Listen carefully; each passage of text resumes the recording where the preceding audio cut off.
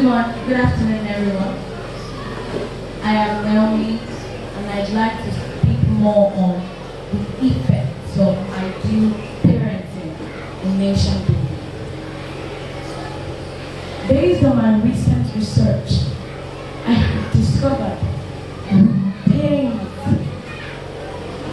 that the fact that most of the disasters and chaos going on in our society today are functions of poor parenting. Let us take an example. There's a news going on online right now about a few weeks ago about a young lady who went to a hotel with a grown-up man, and after sleeping with the man, she collected a lot of money from him and then killed him. That lady is trying to express to us that she was poorly raised. Her parents parented her poorly. Now, parenting is simply the nurturing of a child from when the child is dependent to when the child is independent. Now, giving birth to a child is only 10% of what it takes to be a parent. The remaining 90% of what it takes to be a parent depends on proper nurturing, providing necessary discipline for the child, providing needed support emotionally, physically, psychologically, and even emotionally for the child. When children lack on these areas of needs, this nation suffers. Why so? Because these same leaders that have lacked on these areas of discipline and support are going to be leaders in future. And when they are leaders, they don't know how to take on that responsibility because of what they have lacked. And this is the fault of their parents. Now, a dependent means when you can't stand on your own, when you still rely on your parents. Did you know that poor parenting can make a child prefer good over evil? This is where nurturing comes into play. It is possible for a parent to give birth to a child and another person is nurturing that child. I'll expatiate on that later. I have found out that a bad parent nurtures a bad child. Now let me elaborate on that. When we see people who we think or know that are higher or better than us, we try to copy their lifestyle. We try to copy their attitude. We try to copy the way they talk, the way they walk. Sometimes we even try to copy their ideas. And every child believes their parents are their idols. Children believe that their parents know better than them. So they will emulate anything the parents do, and they will gradually see their parents as a mirror for life standards. Now let me break that down. When you look into a mirror, what you see is yourself.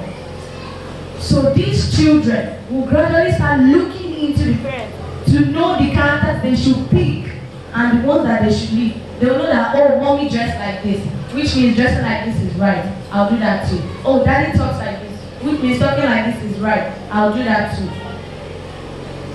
So the way you talk, the way you respond to issues, the way you make decisions, children are watching that.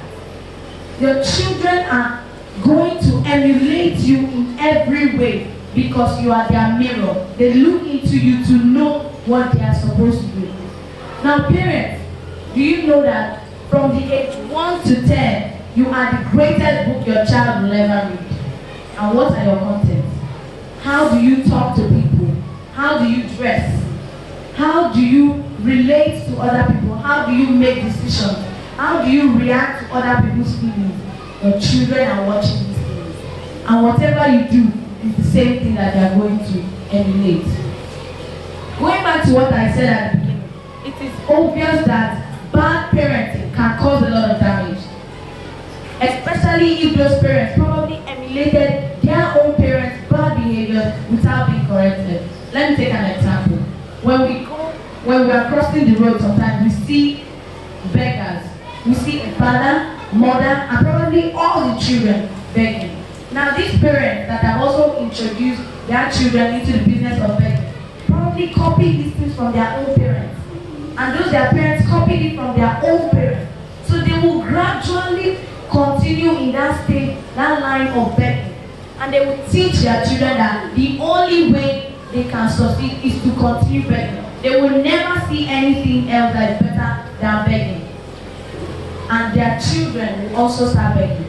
And when they see that begging is not working out for them, they move into social vices.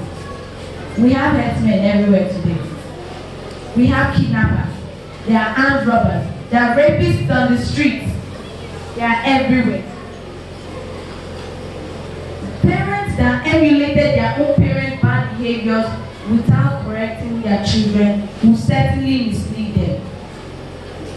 Parents that never thought it was right to instill the proper values into their children.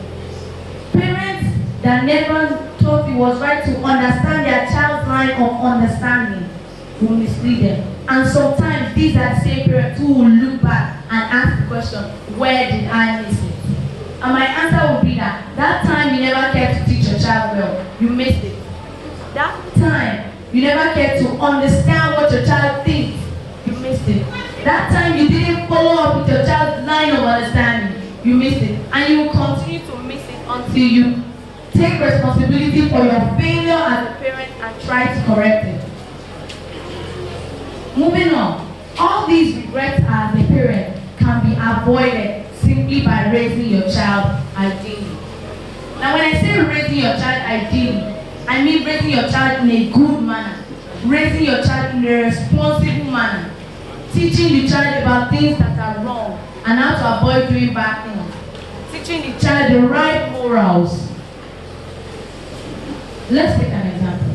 When a child is not taught by the parent about the consequences of stealing, the child doesn't know that taking what does not belong to you is wrong. The child doesn't know that these things are bad. The child will gradually start stealing, knowingly or unknowingly, and will continue in it because there is no one there to correct him or her. And before you know it, that child becomes a thief.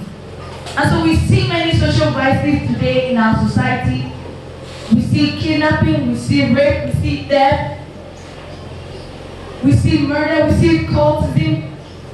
And we're like, what is the cause of this menace? It is simply bad parents. Parents that were not able to impart good morals and values into their children. Parents that were not able to understand the importance of bringing up a good child. Parents that just slide back and watch their child emulate their bad characters without correcting them. There's some bad politicians today that they probably know that their children are watching them. Their children know that, oh, daddy does this, daddy takes this amount of money from these people's accounts every week. And so they know that their children are watching them, but they keep on doing it. And these children, when they find themselves in that state of leadership tomorrow, they will do the same thing. Now, those parents, they watch their child grow and spend for themselves without a care in the world. Quickly, let me say 7 key identities of bad parents. Number 1, parents who laugh when their children speak foul languages. Now, there are some parents that probably think it's funny when their children speak foul languages. But the truth is, where did they hear these foul languages? Where did they get it from? They probably don't know. Parents who cover up their own children's misdeeds. Most parents, or even as an older sibling, when your sibling or your child does something wrong, you try to cover it up. And this is actually wrong. You are creating a wrong impression in the mind of that child. That child will now believe that as a leader, when he's a leader, he can do anything and also cover up for his own children. Parents who allow their children to be involved in all trends in the name of civilization. How can your child come back home, your 13-year or 14-year-old child, come back home with a tattoo and you say that, oh, it looks nice on me? Or you see someone walking on the street with his trouser, almost half of his butt, and you're like, this is fashion, this is trend. It doesn't make one sense. And these parents, they look at these things and they just let their children do it because they feel it's civilization. Oh, when it was their own time, they didn't do this thing. This one is the new generation, so let them do anything they want. This is wrong. Parents who don't monitor their children's companies. Now this, a profound language comes to play here. When you don't monitor your children's friends, you just leave your children with those friends. So some parents even drop their children at their friend's house without even knowing much about that friend, without even knowing where that child is coming from. And then you don't know the kind of people that your children are mingling with. Whether it's people that will teach them how to speak bad languages or foul languages, whether it's people that will introduce them into drugs. You don't know if it's people that will teach them that this is the right way to steal. You don't know. So this is very wrong. Parents who assist their children with their assignment instead of helping them do it.